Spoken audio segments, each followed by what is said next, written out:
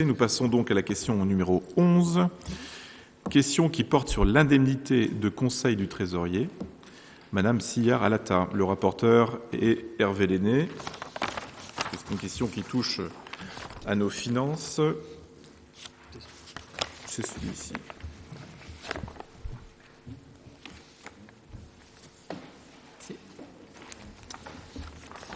C'est le même. Ça va être long. Accrochez-vous. Vu le décret 82-979 du 19 novembre 1982 qui précise les conditions d'octroi d'indemnités par les collectivités territoriales et leurs établissements publics aux agents des services extérieurs de l'État ou des établissements publics de l'État, vu l'arrêté interministériel du 16 septembre 1983 relatif aux indemnités allouées par les communes pour la confection des documents budgétaires, vu l'arrêté interministériel du 16 décembre 1983 relatif aux conditions d'attribution d'indemnités de conseil allouées aux comptables non centralisateurs des services déconcentrés du Trésor chargés des fonctions de receveurs des communes et établissements publics locaux, par délibération en date du 27 octobre 2014, le Conseil municipal d'Avranches a décidé de porter le taux à 100% par an à compter du 28 mars 2014 pour l'indemnité de conseil à verser à M. Daniel Lécureuil, receveur municipal, pour la durée de sa présence dans le poste d'Avranches. M. Daniel Lécureuil, receveur municipal, ayant fait valoir ses droits à la retraite le 12 janvier 2015, une nouvelle délibération doit être prise pour fixer le taux de l'indemnité à allouer à Mme Danielle Sillard-Alata, receveur municipal. Cet article 3 stipule que l'indemnité est acquise au comptable pour toute la durée du mandat du conseil municipal. Elle peut toutefois être supprimée ou modifiée pendant cette période par délibération spéciale dûment motivée. Par ailleurs, une nouvelle délibération doit être prise à l'occasion de tout changement de comptable. L'article 4 du décret de l'arrêté du 16 décembre 1983 stipule, quant à lui, l'indemnité est calculée par application du tarif ci-après à la moyenne annuelle des dépenses budgétaires des sections de fonctionnement et d'investissement, à l'exception des opérations d'ordre et afférentes aux 3 dernières années.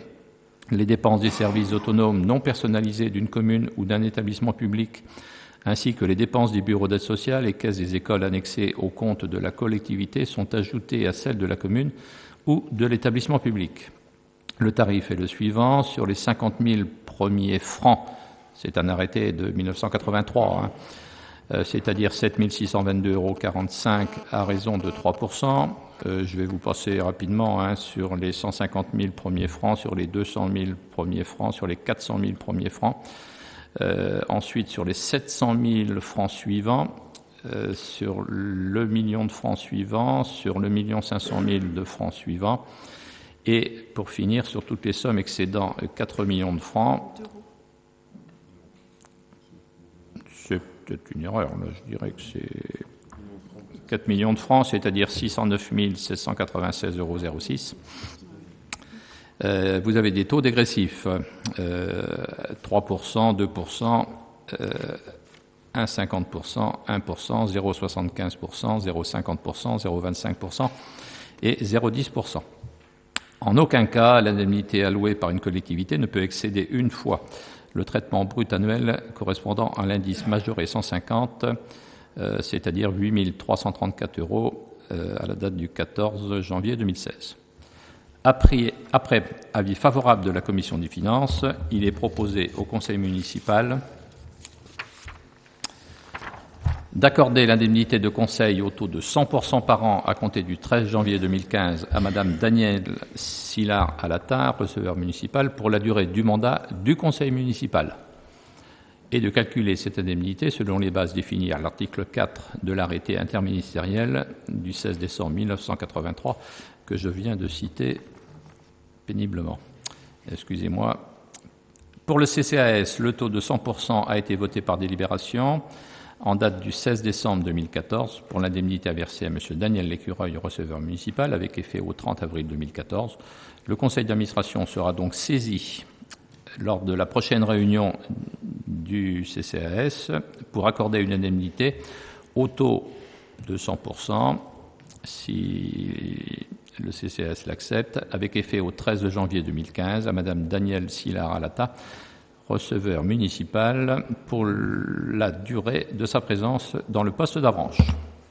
Merci beaucoup. Donc vous l'avez tous compris, il s'agit de dispositions légales.